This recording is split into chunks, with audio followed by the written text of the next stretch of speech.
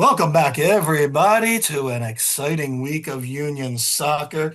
This is X's in the U. Again, I'm Matt Gandesic, former president of the Sons of Ben. I am joined by one Mr. Adam Booth, ex-head capo, and of course, former player and current and forever legend Sebastian Latou. Guys, we got a lot to catch up on. We skipped a week, so we got a lot to talk about Union soccer. How's everyone doing so far? Pretty good. Thank you. Good. Adam? Hanging in there, my friend. Hanging in there, ready to get to it. Yeah. All right. Well, let's talk about the good, the bad. No, it was really the ugly and the bad, and that would be Toronto. 1-1 tie. Um, you know, 91st minute equalizer kind of thing. Just not really great. Not really great. And then we have the Open Cup versus the Red Bull. Good result, entertaining game. And then we had Union at the Red Bull. Again, not so good. So who wants to kind of go through the past week or so and just give an overall view of your thoughts and feelings on the Union? Adam, I think you're up. I mean, look, if we start at the Toronto game, particularly, that was a disappointment across the board, mainly because you knew what you could have by beating them. That could have definitely put some separation in between you and some of the guys who are chasing you right now on both sides of the coin, Western Conference and Eastern Conference. And it could have put away a team that, frankly, ironically enough, is playing better as of late. Toronto, for what that is worth, but definitely a team that was beatable, especially in a situation when you were at home. To give up a goal that late, especially at several times you thought you had the two-goal lead, apparently you didn't, and then you had other opportunities, but you just could not, slot those home.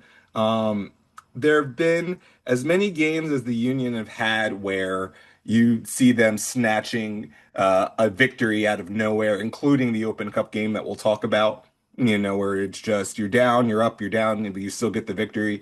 That was a game where it should have been 2-0 and you should have sealed that away. You left the door open long enough, and Toronto, look, they're professionals on the other side of the ball. And eventually, given enough opportunities, they were able to crack the nut and get by the Union for a late equalizer. I've always hated early goals. I don't know how Seba feels about them, but when Indiana scored in the first 4 minutes, I always feel weird about those goals. I don't know if it leads to a weird sense of security or it makes a weird dynamic where I feel like you're more susceptible to get scored on later than if you score, 20th minute and on. Personally, that's just a weird But let's feeling I just get have from watching Seba. the sport. Let's get Seba on that now. Seba, because I feel the same way as Adam. When we score early, I'm more worried, and I know that's probably illogical, but something happens when the Union score early. I don't feel good. I Are don't Adam and mind I it. nuts?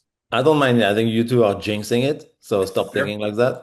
But no, I don't mind it. I think it was good, like a good start. I think the way they played the first, I say 10, 15 was exactly the way they should have played Toronto. But then I feel like it's kind of a thing of the season when we play a team who don't play for nothing and we know we are better than them. We kind of drop a little bit. And like you said, scoring second goal is huge. It's something that we didn't do.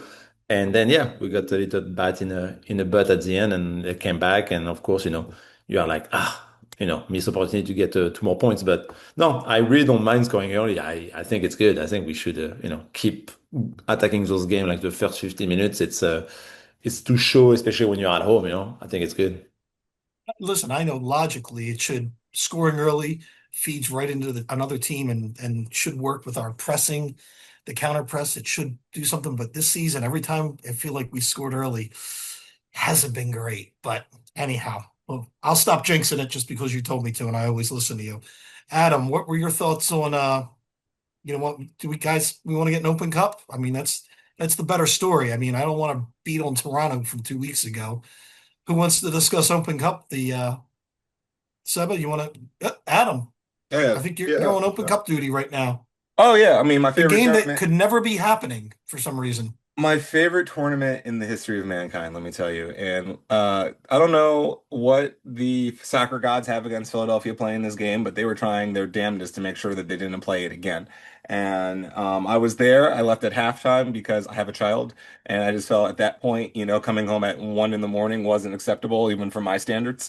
So, but look, credit to the staff at Subaru and everyone who hung around for that long and definitely wanted to see some soccer. And I know they're the not the our friends per se, but credit to the Red Bull fans who stuck around through all of that and stuck around through a 1 month delay to begin with. About the game itself, it was one of those kind of games where it's a classic game with the Red Bull, where the Union, oh, they're going to give them a chance and then they come back. And they're going to give them a chance and they come back. And then finally, in the last minute, Marco Fabian scores a pass and we move on to the next round of the playoffs. It was that kind of a match. And to get the players on the score sheet that we did, I thought was very important, especially in that kind of a competition. I thought to have a center back scoring your goal to seal it is very indicative of the Union, and the total soccer approach I feel like this team has a lot of times, where at any given moment it can be anyone who's on the end of the score sheet. Um, it was a classic battle. It was just a slugfest. It was good soccer, in less than favorable conditions. And it was a classic battle between Red Bull and Phil and the Union. And, to come out on that side of it. And look, we're going to talk about the loss that we suffered in a couple of minutes, but of the two games to play Red Bull and to win, I was hoping it was going to be that one. So great way to move on to the semifinals, get yourself some momentum moving on in the tournament. And the dream of the Open Cup is still alive, and that's really exciting. Exactly. Sebo, your thoughts on beating your former team, the Red Bull? Thanks. No, I mean, despite like Adam, I was a true fan, so I stayed until the end of the game. Uh, no, sorry, Adam. Fair, It was too easy. It was too easy. I have to fair. say. No, but he was, yeah, it was definitely another delay, 2 hours, not easy for the guys to stay in the game, but it just shows, I think, that games that even if we are down a goal, there's a great mentality in the team to come back. So never, be too upset when the Union is down. We can always come back, and it happened twice in that game. Plus, the winning goal by Makanya, I think, was, great for him, especially, I think, on the first goal, he could have maybe done better, but then, offensively, he's scoring and give the win and the next round for the guys. But yeah, and to be short on the Toronto game for me it was kind of like I say something we need to be better scoring the second goal, something we didn't do much this season at home. So hopefully it's something we will talk about, but try to can bring against Chicago this weekend. Hopefully, yeah. And like Adam, I left early too, so Seb was the only true fan here, apparently. I had an early morning and I go, when they started that, I go, there's no way I can stay this whole time and make Thursday being anything functional. So it's like, nope, I'm gonna have to go home and watch this on TV. So that kind of sucked. But yeah, great comeback win. Had some spirit. That's what we want to see more often. But then we go up to Harrison, New Jersey, and did not have that. We had Glesnes was out because of a card accumulation. Indiana was out for a concussion. Blake goes down, what, halfway in the first half, and Rick comes in. So the biggest thing I thought was Bruno taking the penalty kick. I mean, right there, we should have been up 1-0. I mean, Seba, you want to go first on what your thoughts on the penalty kick? I mean, shouldn't that be tie always? I mean, Damiani scored when we won in Chicago this year, so he felt confident to take it. I think it's all about confidence. Kind of the foul was on him, even if maybe I thought the referee almost whistled a handball, in the box right before that. But anyway, we take the PK. But yeah, it would have been, we score. I think we win the game. I don't think New York is coming back, but it's like those type of game. We all know that the streak has an end, and it was a long time. The Red Bulls didn't beat us. But yeah, it's it was a lot of turnover in a team, in a starting 11. Lots of guys who, we saw that a few times this season, who sometimes pay off a little bit. We lost some as well, but it was a long week for the starters. And yeah, I think we were just for me like liking a lot of chances. We didn't really create a lot, not many shot on target or anything. So it was kind of, you know, not the most entertaining game compared to the one I was saying like we saw against Colorado at home a couple of weeks ago. But yeah, I feel like we were probably happy to get the win, in Open Cup when New York didn't play maybe their best team in Open Cup, trying to think about more MLS and try to make the playoffs. So they put their best 11. We maybe didn't put our best 11, but in a way that Brady Kana has been doing thing, he has been paying off, most of the season, and it's maybe the only one that we didn't get a positive result, but that's okay. We are still in a hunt, for the Shield. We are still here. There's still a lot of game to get played, and maybe it's better than the team is not first anymore. To kind of like chase the Shield. That I think maybe we can be in a better position if we are not, the leader of the league. So. Yeah, it's gonna be interesting. I think now is a Saturday game at home. Definitely, I think a 3 points much needed that game before we go on a big road trip, Cincinnati, Vancouver. Who, yeah, I think will tell a lot about the end of the season. If we have very, very positive result over there, who knows can happen? But you can see Cincinnati is really, strong right now, winning 3-2 in Portland this weekend. It's, a team you want to win the Shield, you might need to win, in Cincinnati in 2 weeks. Yeah, totally agree. And I will say something. When that starting lineup came out, I didn't like it at first. And I know now a lot of people are blaming that starting lineup, but it worked. They were still 0-0 until Bradley made the subs. It's not like, and then all of a sudden, like the commentators were saying, oh, they're going to load up for the second half and push it. The only thing I hated about the commentators was they had to talk about the streak every 3 minutes. And I'm like, well, we just jinxed that one because they're talking about this unbeaten streak. Adam, your thoughts on that Red Bull game? Well, they had to talk about the unbeaten streak because it was such a boring game of actual soccer. Like they had to make drama where drama really wasn't manifesting itself on the field. I don't mind Bruno taking the penalty kick there. I think, you're gonna have to definitely get him going too as the season goes on. And as we get around to the end of the season, I think now with four strikers, since it looks like the window's gonna close up without the other ones moving on. So if that's going to be the case, you're going to have this rotation, and you got to get all these guys with the lather going, and all of them got to have to see the ball go into the net as much as possible. And what Seba said is correct. He scored against Chicago. I think we need to give Carlos Coronel some credit. He's still, I think, a really good keeper. And I think after he got benched and had to come in an emergency role on Wednesday, that may have, lit a fire under him a little bit to be a little bit better. He made a couple of quality saves, I think, that kept Red Bull in it and allowed them to counter eventually.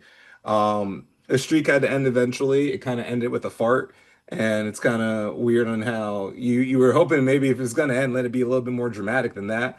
But at the same time, what Seba said, I think, is true in a lot of ways. And look, he understands it more than most.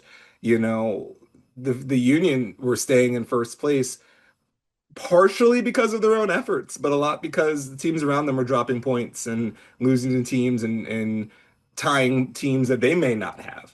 Um, I think it's at this point, if the Union want to win the Shield, they have to be in control of it, and that means you're going to have to win in Cincinnati, you're going to have to win against Vancouver, and you're going to have to put in really strong performances against New York and whoever's left on your roster because you've proven yourself so far this year. You're one of the better teams in Major League Soccer. We don't have to hyperbolize that anymore. You're it. Now it's time to really put the feet to the fire. Losing Andre is tough, but we've seen Andrew Rick play. He's good.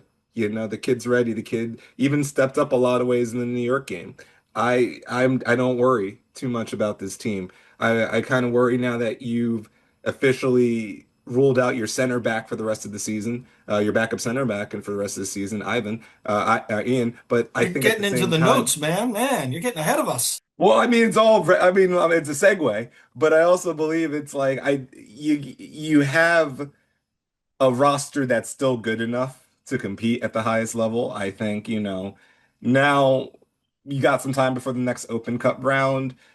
Formulate your horses, get the lineup you think is going to get you 3 points each time, and let those horses run. I think this is the time to, you know, you can't overthink now. Now it's time to play football, and play it the best we can. Yeah, I have two comments on the Red Bull. One, you know who doesn't think Cornell is a good goalie? The Red Bull, Yeah. because in transfer they just picked up John McCarthy, Union's own from So, LA.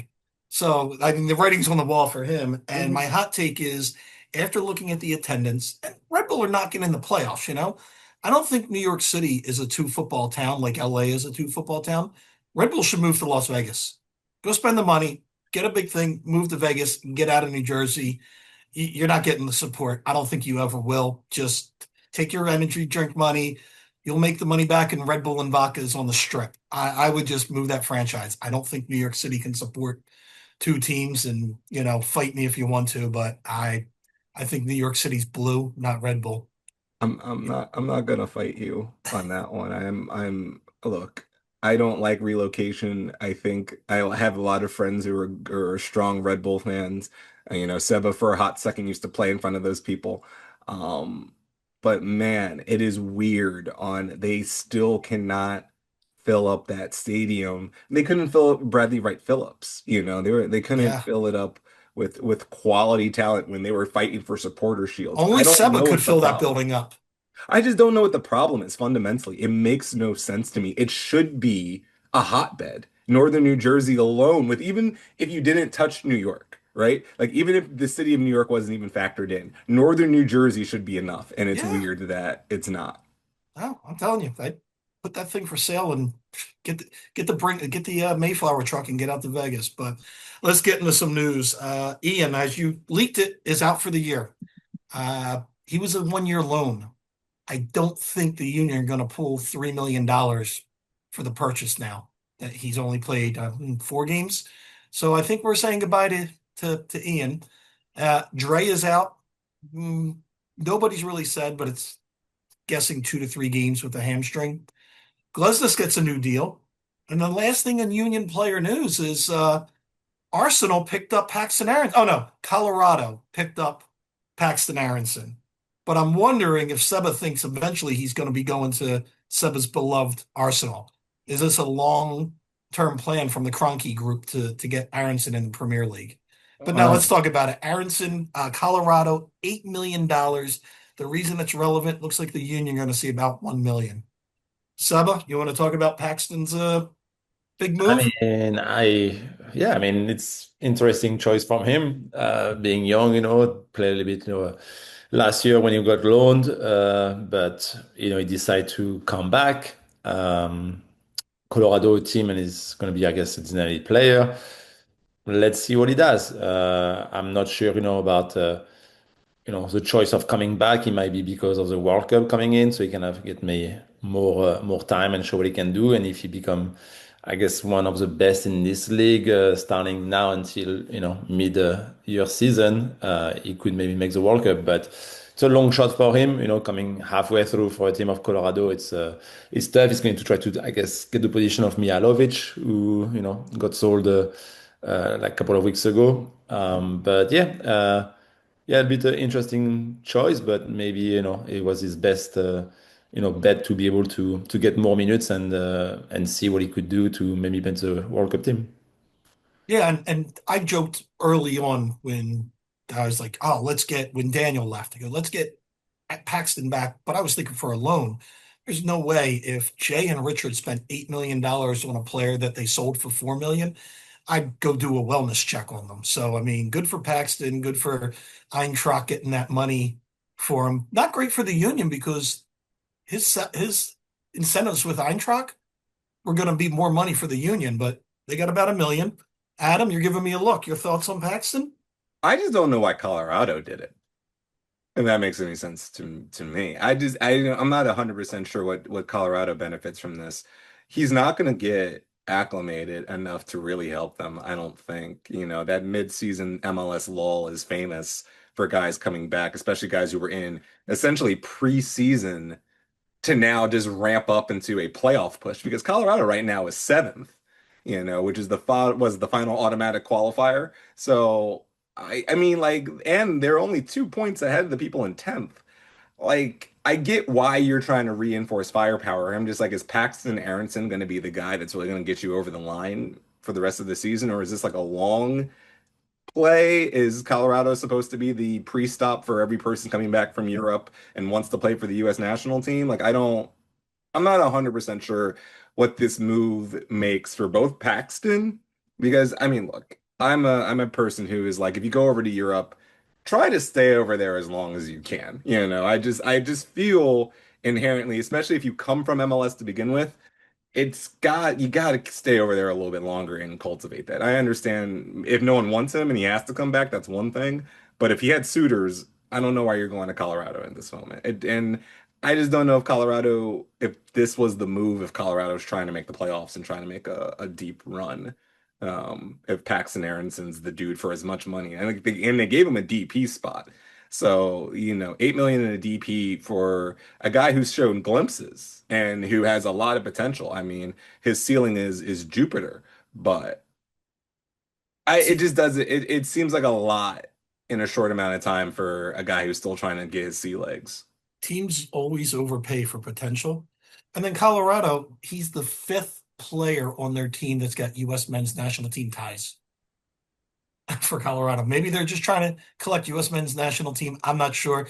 Listen, I hope Paxton does well. I hope we don't have to see them in any kind of competitions, so I don't have to root against the kid. But we're gonna see. But that was a mind-blowing move, considering some of the other teams and clubs. Sunderland was looking at him. So I don't know, but we'll It's see. I'm again, dude, these people are smarter than I am, so I'm not seeing it. We'll see. But it could be a long place if Seba gets to see him for Arsenal. That's what I'm thinking. Someone's He like, for the can. love of God, no. Can Yeah. I can we wait to get Paxton Harrison onto the 18 of Arsenal? And the only thing I keep looking at is social medias to see if is the union going to do something.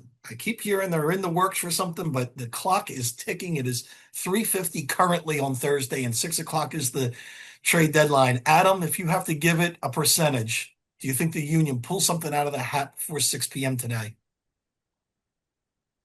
So we got what, 2 hours? No, I think maybe one more deal, and if it is, I think it's going to be for a center back. My rumors were both a center back and a midfielder, possible a 10-esque type of midfielder, not necessarily a dynamic 10, but a creative, if you will, just to give the top four guys, a little bit more service. But I think if anything, you need to definitely shore up your center back situation forward. So if you can sign one thing, I would hope it would be someone with a little, hopefully some MLS experience as well, so they don't have to get acclimated into the fray per se, down the stretch. 45% maybe a little bit less, 40%. I mean, again, we got 2 hours. And obviously, I could have some egg on my face for someone listening to this podcast a couple of days from now, and we signed Conte. But it Seba, is what what do you it is. think? What do you give a percentage for the next 2 hours, live time? You think Ernst is going to pull the trigger on something? Have you heard any rumors? Guys, I have no clue. I had no clue about my two trade happening to myself. So who knows? It's just like it could happen at the last minute. It could not. But maybe, knowing that they just announced to put Glavinovic on the, you know, list, of injuries. He opened a spot as well. So it could be a possibility. If there's a right fit, I'm sure they will do it. And they I did hope trade so. for an international spot the other day, if I'm not mistaken. Yeah, I think they gave Oliver it. freed up that spot.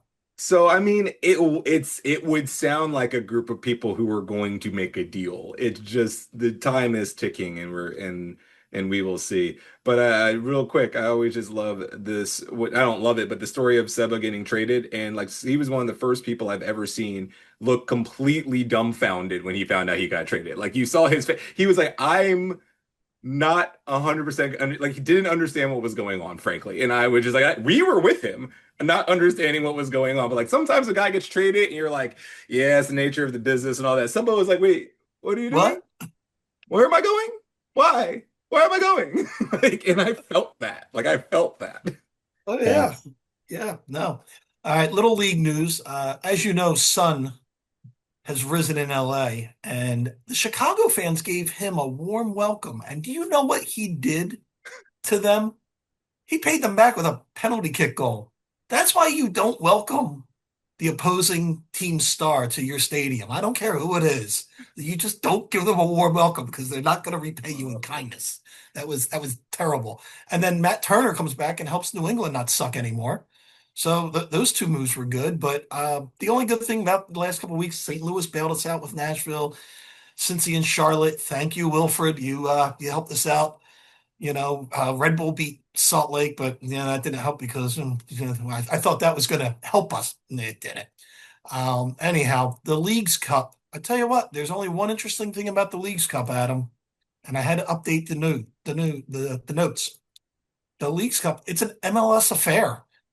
Miami versus Orlando City, Galaxy versus Seattle. Ooh, And everybody that happy. thought it was going to be a league a next coming out party, third year in a row, the winner is going to be an MLS team. I mean, Don Garber might be a marketing genius because he has in 3 years said, or the last 2 years and then this third, the MLS is on par, if not better, than Liga MX. Look, I don't know when they're gonna. They have to play this tournament eventually in Mexico, right? They have to. Like eventually, we actually have to play this in Mexico, and I would be enthralled to see MLS as a collective go down to Mexico and try to play this tournament. I would just be curious. We But probably need an administrative change before we do that, but that's oh a my whole God, we different would need story. a. Well, that's because we would send the whole Marines with every MLS club down to Yeah. Mexico. No, but legitimately, I mean, I'm shocked. I literally looked at the standings for this tournament and saw that it was all MLS and saw how this tournament began with MLS being taken behind the woodshed by with every Liga MXC team. So the fact that it is a four-pronged MLS affair in the final, including LA Galaxy, color me the hell shocked. Like, congratulations, y'all. I mean, shout out to the home country, I guess. Yes, Seba, any thoughts on all MLS Leagues Cup?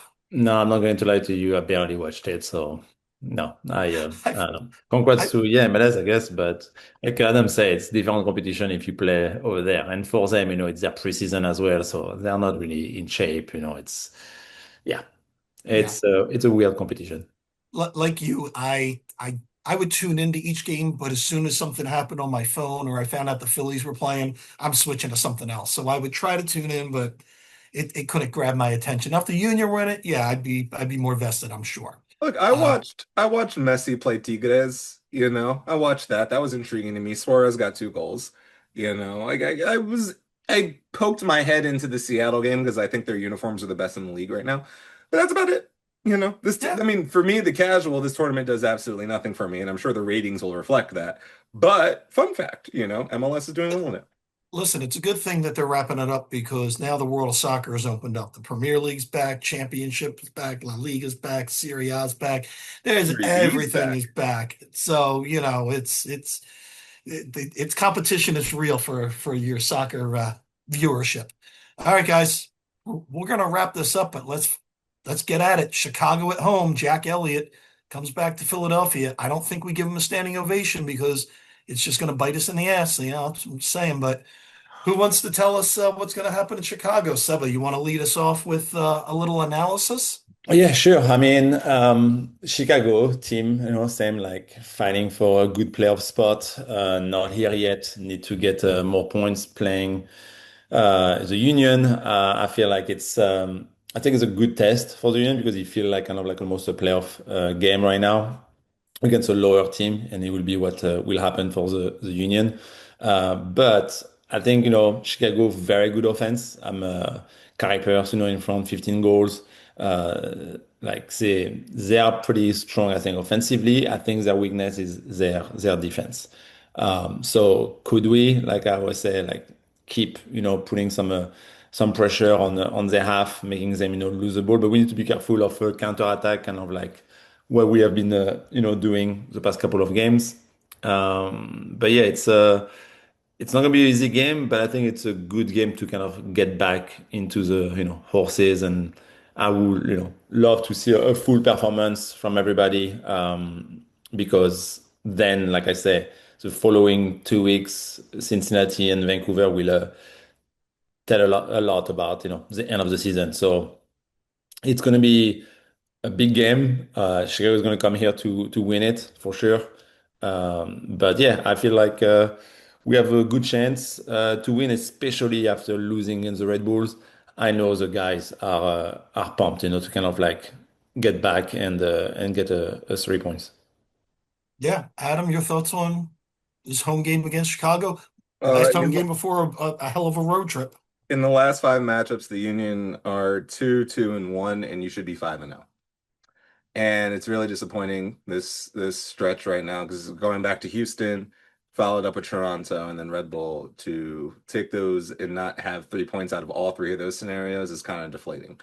However, this is a beautiful opportunity to get back on track and get yourself right for the end of the season. Chicago is playing well, but it's a game, it's a win against St. Louis, a tie against LA, a win against Red Bull, a win against Montreal, which seems to be a win everyone can do these days, and a tie against Atlanta. They're not as great on paper as maybe their record says they are. And shout out to Jack Elliott as captain, here for that. That's fun for me. But you should get the 3 points here, and you should definitely use this as a get back right situation because now you're chasing two teams in both San Diego and Cincinnati, and it's going to be a dogfight. So you're going to need these points. Yeah, that Chicago just got Joel Waterman from Montreal, so they shored up their defense a little bit in the transfer window. We'll see. But will that matter at this game? Who knows? But yeah, it's up to the Union to get this win because, as you guys both mentioned, the next two games are away and no joke. And then we only have a home game against New York City. So better get the home points because we've got four games on the road and only this one and the next two at home. So it's time to get right. Guys, I think that's everything. We're going to see everybody tomorrow or Saturday at Subaru Park. Thanks for tuning in. Seba, thank you very much for joining us. And Adam, you too. Thanks, Seb, guys. thank you. Everyone, thanks for tuning in. This was X's in the U, episode number 47. We're going to see you at Subaru Park this weekend, and then we'll see you next week. Have a great day.